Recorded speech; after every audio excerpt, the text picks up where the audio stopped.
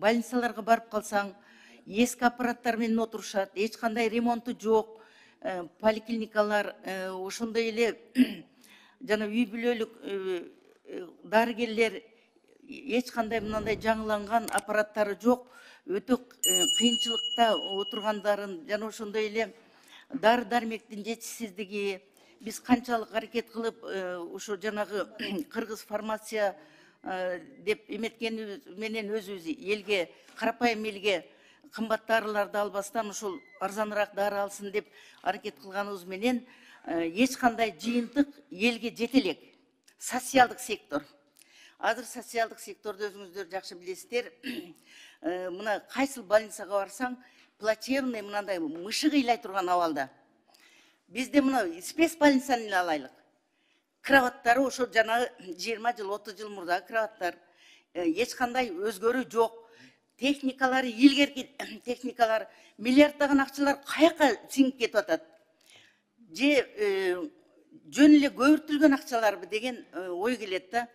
Мына кечегиде барып биз Ошко барганда медиктер менен сүйлөштүм, мугалимдер менен сүйлөштүм, айлыгыңар көбөйдү. Эми мурдакыдан жакшы жашоо башталгандыр десем, бизге 4-5 миң гана кошулду дейт. А биз бул жерде 100% кошуп бердик, болду мораторий коебуз, эми мындан ары айлыгыңар көбөйбөйт деп аларга эми иштегиле дегендей терс көрсөтүп атабыз. Бирок 3-4 миң кошулган айлык менен алар бүгүнкү инфляциянын 10дон ашык, берде 5-8 деп берип атасыздар. Бирок 10-15%дан ашык инфляция бизде. Мурда 200 сомдук нерсе азыр 400 сом болуп калды. 300 сомдук эт бүгүн 600 болуп калды. Анан ошонун эмесинде сиздер дагы ошол врачтардан эмнени талап кылабыз биз? 3-4 миң айлык, почти айлыкты өспөгөндөй эле болуп турат азыр. Инфляциянын эсебинен. Мына ошон үчүн Алмаз Кушбекович, мен сизге мындай бир эме айткым келип атат да. Акчаны бергенден кийин анын отдачасындагы каяка кетти, кандай ийгилик болду сурап алышыбыз керекпи дейм да.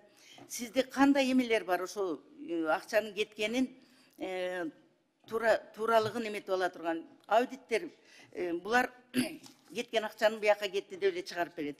А сиздерде именно маанилүү жака жумшалдыбы бар ушундай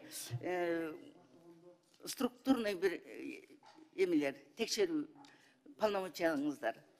Бул боюнча оптималдаштыруу жана ошо эң жакшы эффективдүү тармакка жөнөтө турган ошо механизмдер бүгүнкү күндө ошо здравоохранениеде реформа болуп атат бүгүнкү күндө.